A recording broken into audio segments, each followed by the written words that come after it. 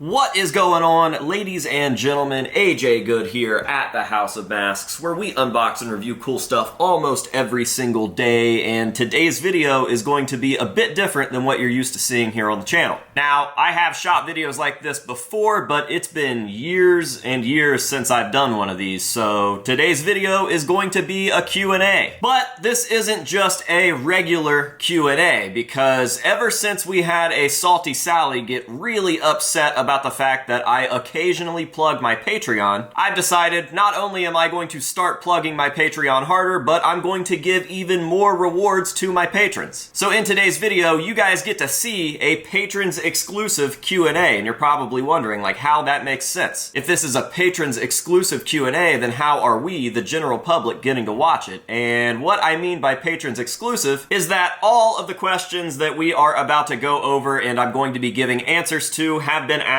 by patrons. I put a post up in my Patreon exclusive group. I said, hey guys, I'm shooting a Q&A that is based solely off of your guys' questions, so make sure to drop them in here and I'll do my best to get them answered. Long story short, all of these questions came from patrons, and if you guys would like to sign up for Patreon and not only get all sorts of cool rewards, but help support the channel, I will of course be putting the link to my Patreon account down below in the description as well as in the pinned comment, and I sure would appreciate anybody that goes over there and signs up. Again, not to brag too much here, but my Patreon kinda sorta just shits all over all the other Patreons. As a patron of some of my favorite content creators, and this is nothing against them, but they just don't do it right. I sign up strictly to support those people. I don't even really cash in on the rewards, but the rewards that they offer are not nearly as cool as mine. So, consider it. Go support the House of Masks. I would appreciate it. And with all of that out of the way, let's go ahead and hop on into these questions. And we are starting it off right. Not only do we have a hard question to answer, but it comes from my good buddy, Mr. Ranger Teach. And he says, top 3 things that you would like to accomplish in 2024. Again, this is not an easy one to answer. This is definitely not an easy list, even though it's only 3 things, and it should be pretty obvious the things that I would like to accomplish in 2024. To not only get this down to 3 things that I would like to accomplish, but my top 3 things, that's pretty difficult. So I will say that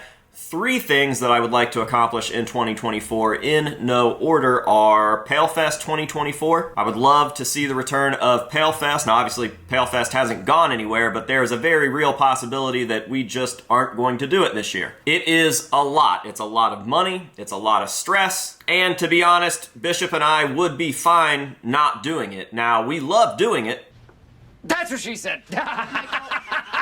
It is hands down our favorite thing that we do. We absolutely love it, but it's a big deal. I don't know how many of you guys have ever thrown your own festival, but it's not the easiest thing in the world. So I would definitely love to see PaleFest 3. Another thing that I have been kicking around and am getting more and more passionate about by the day is some sort of youth skate program. I'm definitely all about giving back to Chillicothe, and I think that that's super evident through everything that I do now, but I also want to give back to skateboarding. Skateboarding has been a massive part of my life for almost my entire life, and I feel like it's one thing that I'm still involved with and that I still love that I haven't quite given back to. And like, yeah, hooking up with my favorite companies and coming up with collabs, that's all rad, but it doesn't so much give back to the people that I was when I started skateboarding. Does that make sense? Like, I was the 5 or 6 year old that saw Tony Hawk's Pro Skater 1 come out for Nintendo and also got a skateboard that summer and started skating. And for the entirety of the time that Chillicothe has had a skate park, it's been sandwiched right between a playground and a baseball field, and you could just tell that half of the kids that were over there thought skating was way cooler than t-ball. And I think a big reason why they didn't get to skate, even though they were so enthralled with it, is because it wasn't set up like a team sport. There were no practices, there were no coaches, there was nobody keeping an eye on you as a kid at a skate park. And I think that if we set something like that up, we would see the resurgence of a skateboard scene here in Chillicothe, and I think that that would be absolutely wonderful. They say that you need to be the change that you want to see, and I've just been thinking about that a lot, Me and my friend Ben have been talking about it, and we really want to make that happen. So I'm thinking 2024 is the year. We started talking about it a little too late into the season, 2023, and we were just all super busy. So I think 2024 is when we are going to at least try to get the ball rolling on that. I think that it would be pretty rad, and both of us have said that we will do it for absolutely nothing. We don't want anything out of it other than to see something for the good of Chillicothe, the youth of Chillicothe, and for the good of skateboarding. So that's number 2. And number 3, I gotta be careful with this one because it's the last one on the top 3 list, right? Again, in no particular order, I would really like to expand on the building. That is one goal that I set for 2023 that we didn't quite get around to. Now, we utilized some new space. We built some things to save space. We've got new displays. Things have been moved around, all that good stuff. But I really need more room here at the building to stay here at the building. The next step is me building a giant finished pole barn somewhere, and I don't want to do that yet. I'm not prepared for that. I'd rather stay right here because I love the building. Everything is kind of set up and just now getting it to where I want it in terms of like a legit, genuine museum vibe. And everybody in town loves it. I mean, this is like a Chillicothe hotspot or almost like a myth. It's like an urban legend. Like everybody knows the House of Masks exists, but only a select few have been in here, and there's only one time a year when you can even really gain entry, and I think that that's super rad. If we go full on private, and we're not even in downtown anymore, I don't think that the doors will ever really be open for anybody except for private tours for friends and stuff. But for right now, I just really like to expand the building. I'd love to put a mini ramp in the building. I'd love more room for my non-mask related stuff. You know, I've got all kinds of model trains and wrestling stuff and Goosebumps stuff and what else? Monster Jam stuff. I just have a billion collections and nowhere for anything to go really. So expansion on the building would definitely probably be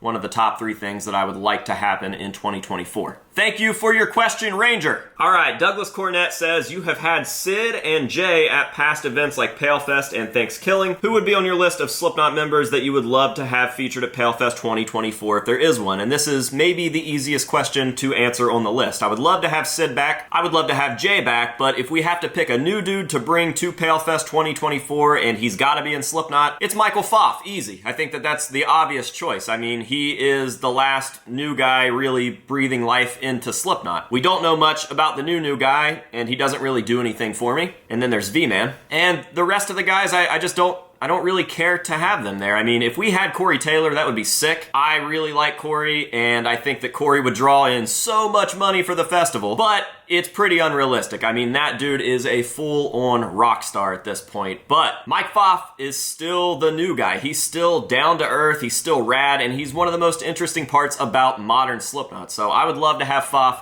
That's an easy answer. All right, next up, we've got one from Elizabeth Paradise. She says, if Palefest 2024 were to happen, what would the lineup of bands/artists look like? Which bands and artists would you definitely have to come back for Palefest 2024? And is there anyone new you would like to have there as well? All right, so the first part, if it were to happen, what would the lineup of bands and artists look like? Well, I've got kind of this rule now, and I think Bishop agrees with me, that we really want to grandfather the people in that have been there from the start. So it goes without saying that the local boys in Bather will always have an invitation to play at Palefest. They have helped substantially with Thanksgiving and with Palefest 2023, and they always put on a really good show. I think musically that is everybody's favorite act. Bather will definitely always have an invite. Swollen Teeth. I want Swollen Teeth's name to go hand in hand with Palefest. I want them to be there as long as they'll want to be there. They will always have an invite, and honestly, they can always be the headliner if they want to. I fucking love Swollen Teeth. Swollen Teeth just works so well for Palefest because Palefest is the next big thing coming up, and Swollen Teeth are the next big thing coming up, and we kind of have a very symbiotic relationship that meets at Palefest. Like, we do stuff with Swollen Teeth throughout the year, but Palefest really brings it all home. So, Swollen Teeth for sure. Now, in terms of new bands, there's one band in particular that I would absolutely love to have at Palefest if we did it again, and that is Cancer Christ. I think Cancer Christ are taking the reins on shock rock. I think that they are picking up where Gwar left off a long time ago. Sorry, Gwar. And they're just doing it right. They are dangerous and vile and cool and funny and heavy and punk, and it's just everything that I love out of a band. If you guys attended any of the shows where they opened for Gwar, you'll know exactly what I mean by that. They definitely stole the show, and it was more fun that I'd had at a Gwar concert since I don't know, a long time. Definitely would love to see Cancer Christ there. I'd also like to get into bigger mainstream bands. You know, Slaughter to Prevail would fit the bill perfectly. If we could have something like a Slaughter to Prevail there, that would just be next level for us. Outside of that answer, I haven't really thought about it too much. A lot of the PaleFest stuff just forms organically over the year. So as we are preparing for it, it's kind of preparing for us, and the universe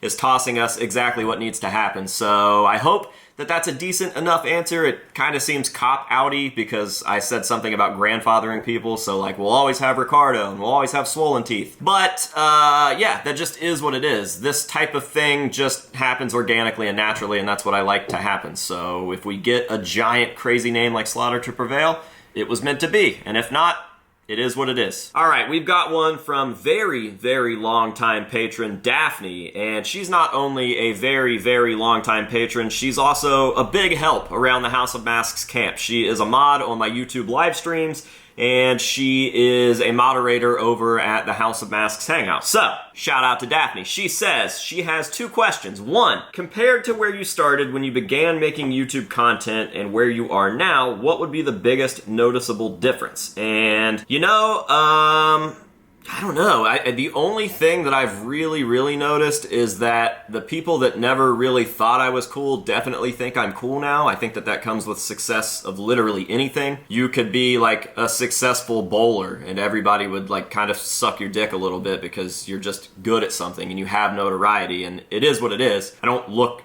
too far into that, but I will also say that the people that hate me a lot more now. It's like every time I win, I have to wake up and see some fucking terrible thing that's being said about me by some fucking anonymous somebody on the internet that just hates me for whatever. It goes from like, hey, you're an asshole, to like, oh, I heard AJ fucking fucks dogs and then beats them and then fucks their dead bodies, and it's just like, it's super fucking cringy, and it's always anonymous. So that's a big difference for sure. Her second question is, how would you describe the House of Masks entity to somebody who's just starting in the hobby? I would say that the House of Masks is your guiding light. It is everything that I wish that I had when I was a kid coming up in the hobby. I don't know really how else to explain it. I mean, we are the epicenter of everything cool, and I'm not saying that like I'm the cool guy and I'm the law and I'm whatever. I'm saying we, like the House of Masks, includes everybody that's watching this video. Whether you like it or not, whether you like me or not, whether you're for it or against it, if you're in the House of Masks universe, you're in it. Even the haters can be utilized. So yeah, I mean, we are hosting the biggest events in the hobby, and we are creating and bridging the gaps between the people that we've idolized our whole lives and the normal folk who just literally collect that person's masks. I mean, there's just all sorts of things. It's live events, it's videos, it's a community, it's creation, it's promoting new artists, it's everything. I mean, the House of Masks is the House of Masks. So that's a tough one. But I think that most of you guys probably understand what I'm saying there. So, shout out to Daphne. Thank you for your questions. Another one from a good friend, Mr. VJ Burris. He says, if you could instantly master any new skill or hobby, what would it be? In terms of like things that I think are cool, I would definitely love to be able to just shred the banjo. I started playing the banjo a couple years ago and I just hit a wall with it, so at a certain point I was like, alright, I'm done. I know enough things, and I somewhat regret that, and I think about picking it up a lot, but if I could just instantly learn how to do that, then yeah, absolutely. Alright, we've got one from Michael Fiend Studios. He says, what does the future look like for personal looks past the death mask era? That's a good question, but it's a question that I can't answer because, again, a lot of this stuff is all organic. I have never even considered what I'm going to be doing after the death masks. The death masks wasn't even supposed to be an era. It wasn't something that I came up with. You know, Bishop was like, hey, we should just cast your face. We kind of need to practice doing this. And we did, and then we ran a couple plastic copies, and it just turned into this big thing. And I was like, you know what? It's time to leave the Connor mask behind. I'm past that point now. The House of Masks is so much different from what it was when I was doing looks with the Connor mask. And I still love the masks that I have now. If I could still be wearing the John Rice one, I probably would. And the only reason that those evolve is because time makes them evolve. Like, it's time for the change. The masks start to break down and get to a point where I don't want to risk them being damaged beyond repair forever, so I move on to something else. And it seems like that's the point when it's supposed to happen. So with the Michelle Morgor looks at the moment on the death masks, I am perfectly content. I would say that if anything's going to change, it's going to be the attire that accompanies those. I do have a couple of ideas for my getup, but the masks themselves, I have absolutely no plans to change from the death masks anytime soon. We may end up doing a new cast, like it'll be a new death mask itself, but it'll still just be a death mask. And the only reason we want to do that is because we didn't do the best death mask when we first casted my face. So yeah, it'll still be very, very similar stuff, at least for the time being. I have no ideas after that. All right, we've got one here from the Nut House. He says, if you could tell your younger self something, what would it be? Good question. And I think I have just the answer. I would tell my younger self, AJ, fuck bitches. Seriously, I've had the absolute worst cards dealt to me with women and relationships, and I just can't imagine how much further I would be had none of that happened. So, just stay away from relationships is what I would tell myself. All right, Richard Phillips says, if you had a time machine to do 3 things, what concert would you go to? What stage used not mask would you yank from the storage with no repercussions? And what would you tell year 1, the House of Masks AJ, about what's happened over the years? Okay, so what concert would I go to? I think I would go to some sort of first album, like Le Sexorcisto White Zombie concert. I think that would be pretty cool. I think a real vintage Gwar show would be awesome. I think that Slipknot during like Tattoo the Earth would be insane. Probably something like that. Second part, he says, what stage used not masked would you yank from storage with no repercussions? And at this point, there are 3 that bounce back and forth. My all-time favorite Joey is the Kerrang Awards Joey, or the Gods of Metal Joey. That's just the perfect Joey to me. It was used for 2 albums, the best 2 albums, self-titled in Iowa, and it's also just aesthetically my favorite. It was used during my favorite time, Tattoo the Earth, and I just love that Joey, so that's probably number 1. I would also really, really love the bald Tattoo the Earth clown, and then of course, I would love to have the Dude, the original West German clown. I think that those are my obvious choices. It would just be really hard for me to choose if they were laying on a table which one I'm grabbing. You know, after Joey's death, I think the obvious choice is probably the Joey, so I'll say that to give you a finalized answer. And then the last part, he said, what would you tell year 1, the House of Masks AJ, about what's happened over the years? I would say buckle up and stay away from relationships. I don't know. It's I would say mostly good things. Jordan Hawk, why aren't you in a band? It's really hard to be a leader and to know what the right thing is and be around a bunch of people that just don't get it. So maybe that sounds like cocky or egotistical, but the main thing that has stopped me in my tracks with bands is that other people that are in the band just don't understand. So that. All right, I think that this is going to be the last one. It seems like this has been running for quite some time, and we have enough questions that I might be able to just pull a part 2 out sometime. So I'm going to give this last one to Ben Rankin. He says, who out of anyone would you like to visit the House of Masks next? And you know what? I think, honestly, I would love to have Wes Borland here. I think that not only could we make some funny content, I have funny ideas that I think would be hilarious and cool, but I also think that we would have really intelligent conversations. He just seems like he is such a smart dude that his intelligence would bully me. And I would be all for that. So I would love to have Wes Borland here. He really was the first theatrical musician that I remember ever noticing when I was a kid. Before Slipknot's self-titled came out and blew up, there was Significant Other, and I was hooked. And I thought that Wes Borland was the coolest dude ever. And I remember the first time I saw him, he was on the cover of a guitar magazine at a Circle K. I think that's what it was called back then. And just blew me away. I thought he was super, super cool. And even his non-theatrical things, like the Nookie video. I remember watching the Nookie video with my much older cousin when I stayed the night at his house. We had breakfast in the morning, and they were rich, so they had a TV in their kitchen.